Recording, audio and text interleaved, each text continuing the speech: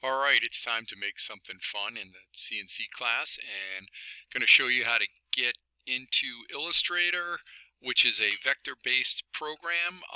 Bring some raster-based or bitmap images in, trace them out, create that path that we need that we can use with the vinyl cutter or the laser cutter or anything else that you might want to do with some final projects here. So if you want to cut a sticker for your school computer, if you want to design a t-shirt, or if you want to engrave something on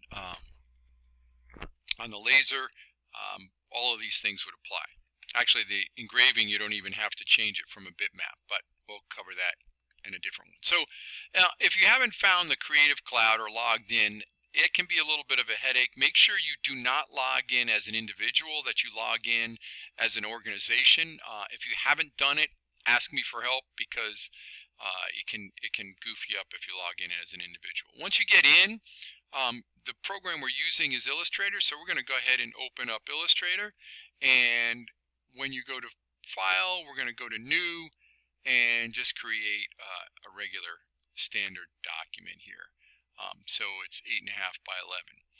So next thing we're going to do is find the artwork that we want. So you know, I know somebody who's going to Florida Tech, I think, so I was going to do logo for that. Let's say you wanted this logo, whatever logo you want. Do a little search. I kind of like the one with the star here. So select your logo, and notice that this is 1500 by 1500 pixels, which is great because it's higher resolution. And if you right click and save image as, and I'm going to save it as Florida Institute of Technology logo. Hit save. I would save that into your folder. Let me do that again. Save image as. You should find your folder on the tech drive, right? Whoops, where am I? Wrong folder. Tech drive, student folders. I'm going to find mine here in your CNC class, and we'll call this, you know, t-shirt sticker.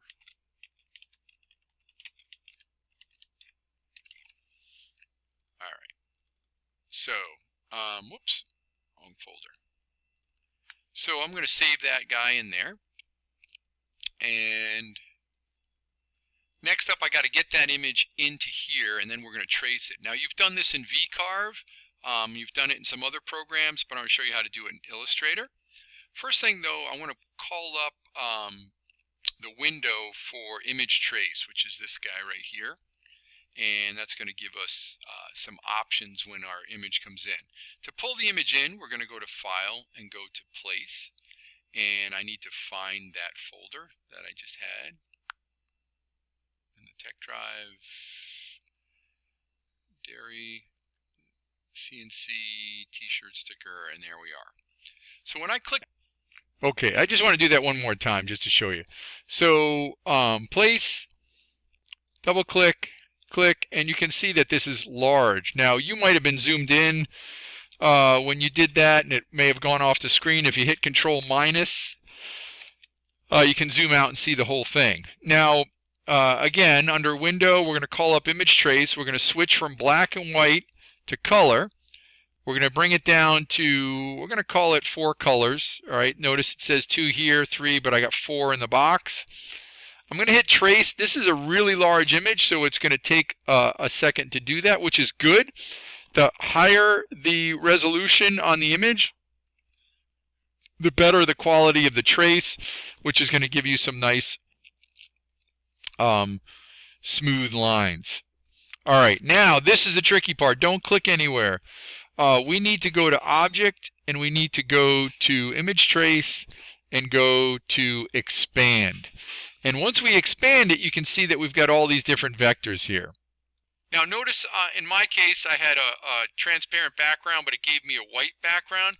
I'm going to select this tool right here, this pointer, and I'm going to click in the white area. Whoops, but did I get the make and expand to happen? I'm sorry, Image Trace. I must have already expanded. Oh, I'm sorry, I need this tool. Yeah, here we go. The white one, white selection tool. And it selected this, but notice there's these areas of white in between. There's a little trick. If we go up to select, same, and go to same fill color, it'll expand that selection to get rid of those, and I'm going to delete them because I don't want the white. Now this is my piece of paper, it's not really white, so notice now that all of these are all vectors.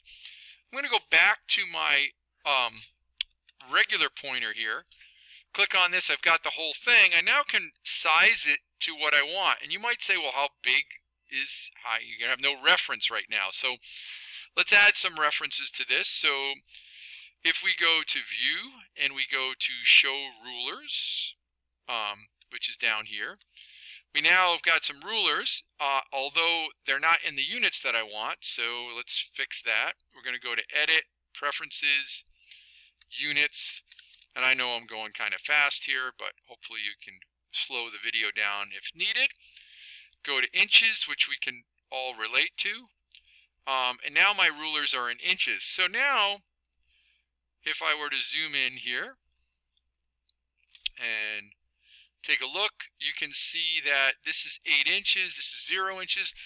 Let's say you wanted this sticker to be 12 inches across or something like that. So if that's the case, I need to change my artboard so that it's oriented the other way. So I'm going to go to File, Document Setup, edit my artboard, and I want to change it so that it's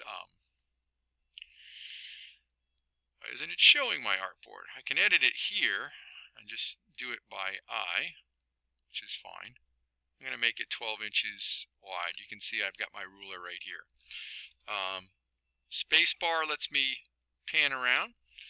So now I can take this guy with my here, and I'm going to hold the shift key down because I don't want to distort it, and I can make it a little bigger. I guess I need to make my artboard a little bigger or so. So this is the size of it. Now remember that our vinyl cutter is only going to be able to cut one color at a time. So we're gonna separate these things out. You could do it with layers, which isn't a bad way to go. So we could come over here to layers and